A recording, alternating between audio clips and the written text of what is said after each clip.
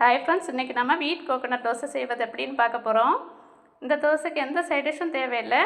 முதல்ல கோதுமை மாவு எடுக்கணும், தேவையான அளவு உப்பு போடணும், போட்டுட்டு நல்லா மிக்ஸ் பண்ணிடணும்.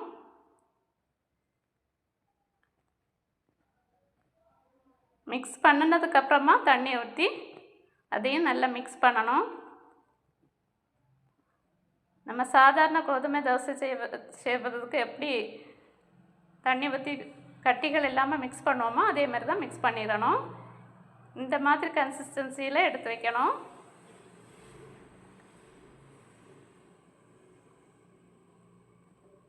ஸ்டவ் ஆன் பண்ணிவிட்டு பேன் சூடானதுக்கப்புறமா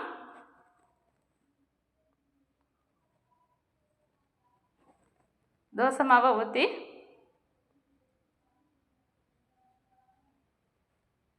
பரப்பிட்டு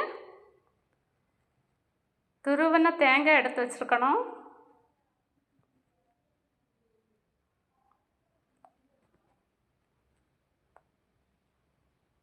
பாதி அளவு வந்ததுமே தேங்காய் துருவல் நம்ம தாராளமாக போடணும்.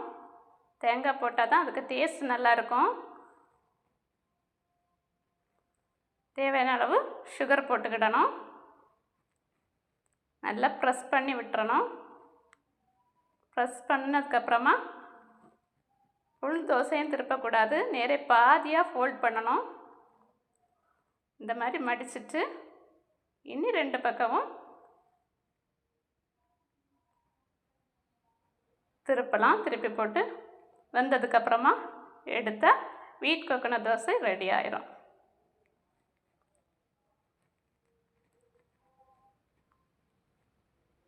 இன்னொரு தோசை பார்ப்போம். இதே மாதிரி மாவு ஊற்றிட்டு நல்லா பரப்பிட்டு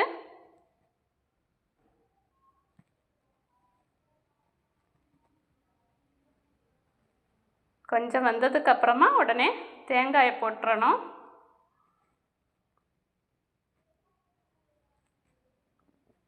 அதுக்கப்புறமா சுகரும் போடணும். போட்டுட்டு நேரே பாதியாக திருப்பி எடுத்தால் வெந்ததுக்கப்புறம் எடுக்கணும். வீட் கோகோனட் தோசை ரெடி ஆயிரும். சின்ன பிள்ளைங்க இருக்கிற வீட்டில் கோதுமை தோசை அவங்களுக்கு பிடிக்காது. இந்த மாதிரி பண்ணி கொடுத்தா நல்லாவே சாப்பிடுவாங்க. இந்த வீடியோ பிடிச்சிருந்தால் லைக் பண்ணுங்கள், ஷேர் பண்ணுங்கள், கமெண்ட் பண்ணுங்கள், சப்ஸ்கிரைப் பண்ணுங்கள். இந்த வீடியோ பார்க்குற அனைவருக்கும் ரொம்ப ரொம்ப நன்றி.